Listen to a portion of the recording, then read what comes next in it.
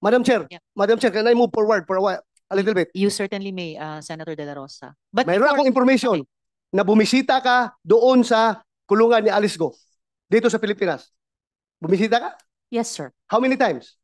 2 times. Anong purpose mo doon? First, sir, tinatanong ko po siya sa mga statement po na ginawa po niya, sir. May ginawa siyang statement? No, not a statement. What I'm saying, we were talking about ano po sa kanya yung how do you say it, yung kung ano po ang nangyari sa kanya. Ano ang pakialam mo? Ano ang pakialam mo sa kanya? Speaker pro tempore. Klaruhin ko na lang sa'yo. Ha? For the record, meron kong informasyon na you are being used para papirmahin si Alice Go ng affidavit. Affidavit na magtuturo na si President Duterte, si Senator Bongo, si Senator Bato, si General si IDG, General Karamat ay nasa likod ng pugo. Merong tao from Malacanang nag-uutos sa'yo. Meron akong information. I can pin you down, my God. Huwag kang pailing-iling dyan. Alam kong informasyon na yan. Is that correct? No, Anong sir. purpose mo? Bakit ka pupunta doon kay Alice Go?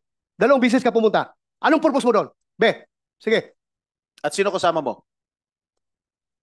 Like what I said, sir, ang kasama ko po pagpunta doon sa Indonesia ay IG po.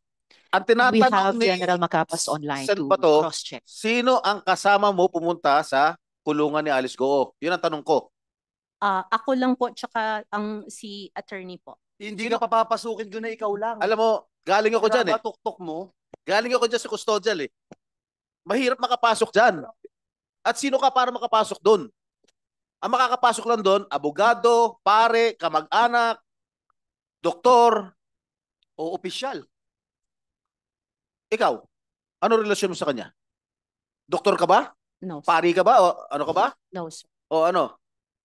I don't have a Abogado ka ba? No, sir. O paano ka nakapasok? Who initiated the meeting? And how did you enter the custodial center? The first time po na pumasok po kami doon, I was still with IG po. So at this point, I think we should ask General Macapas dahil online na sila.